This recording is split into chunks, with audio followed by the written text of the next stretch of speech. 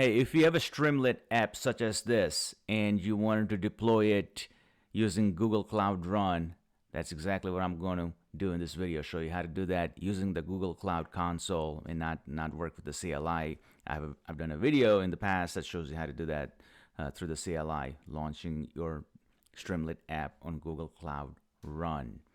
All right. Before I get going, if you find this video useful and or helpful, please consider subscribing to my channel and liking this video. All right, let's get going. So some things required on your end. I'm assuming, or if you don't, I'm assuming you have a Google Cloud account, or you're going to create one. If you want to do what I'm going to show you in this video, and then select or create a project in the console. If you don't have a Google Cloud account, just Google, Google Cloud, how to open a Google Cloud account, and I believe they're still giving $300 credit for newly created accounts, etc. Then it's very easy to create a project in the console. A whole lot of literature out there. Just Google it, and make sure billing is enabled in your project for you to be able to launch your web app through Google Cloud Run. For sure, enable this couple of APIs. You just have to search in the search bar, Cloud Build API, and it will take you there, and you just click on Enable API. Most importantly, create a GitHub repo that contains your Python code that has created the web application for you using Streamlit. And then you need to provide a Dockerfile and requirements.txt, which I will unpack now. So this is my GitHub repo, and I will leave a link in the description below so you can have this Python code created, this guy, but you can replace it with your code. All right, so I just call it app.py. You can name it whatever you like. Just replace your code, replace it with mine, and you're good to go.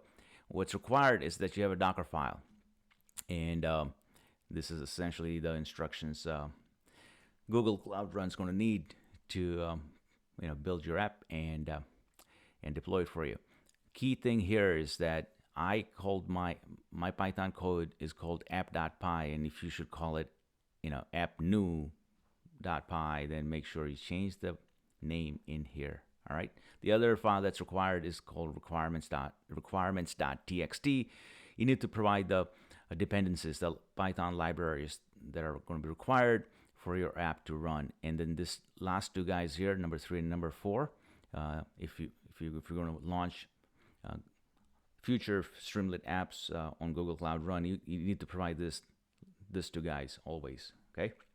All right. With that said, let's get going. So in my case, I already have a project set up here that we're going to use. And then, if you just create your own projects, just go to the search bar and type in Cloud Run. And I promise you, it will bring you here. And just like here, if this is your first time, you're not going to see any services here. All right. Here's how you deploy your Streamlit app such as this on Google Cloud Run using the console. All right. Some latency issues here right now. There we go. So when you're here in Google Cloud Run, go to Deploy Container, select Service. Both of this service or job will run your code continuously, but you want to use Service, especially if you're in our case, we're launching or deploying a web application and something that's going to make a request. Job is like once and done kind of a service. All right. So select Service. I have a GitHub repo that I want to continuously deploy from. So select GitHub.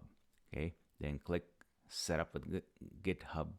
Setup with Cloud Build. If this is your first time, you're going to have to validate, authenticate your GitHub account through here. I've already done this a few times, so I'm going to have the repository that I'm going to need here. But if it's your first time, you're going to have to go through a couple of steps. Probably should take a minute to authenticate your GitHub account and connect it, and then you're good to go. In my case, if we're going to use this guy here, Gemini_mortgage calc. Pretty sure that's what it is. Yep. Cloud Run demo. That's what it is. So good thing I checked. It's this guy. All right, next.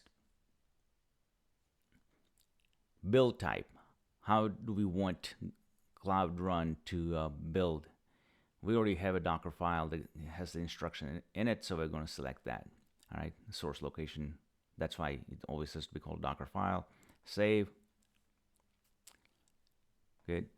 And then next thing is service name. So what do you want to call this service? I'll just, mortgage calculator. Okay, I'll leave it as that. No underscore, I forgot. You can't use underscore. All right, dash. Region, it defaults to your region. Endpoint URL. So basically, your endpoint URL. This is what you would share with your friends or users, your web application URL. So in this case, it takes your service name, mortgage dash calculator, and some randomly generated numbers, .us, your region, .run app. So it's always going to end in run.app, okay? Authentication, allow unauthenticated invocations. That's what we want to do. CPU allocation and pricing. I read up on this in more details, but here's the difference. I'm going to go with the default here. So here, basically, you only get charged if someone makes a request. If not, when it's just sitting idly, you're not being charged for CPU. All right, and so the minimum number of instances doesn't matter. I leave it at 0. And you should read up on all of this anyway to learn what they are, but I'm going to go with the defaults, which are just fine. Create.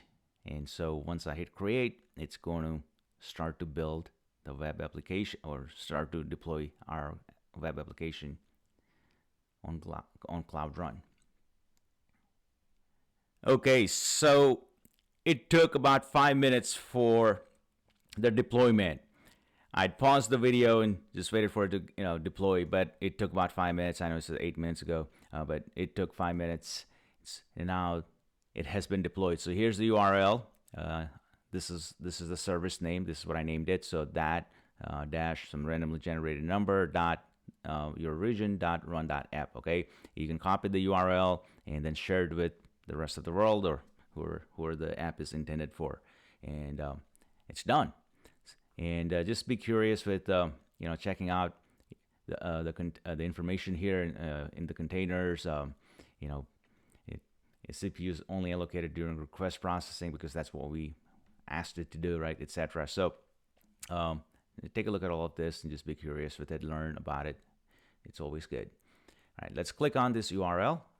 It should show that mortgage calculator that I'd shown you earlier that I had built using Python. So now the difference is, here's the URL that you can share with the end users, so whoever you want to, and they can use your app now. So this guy is the same app that I had shown you earlier, which I had deployed locally. All right, but now this can be shared with the rest of the world. That's all there is to it.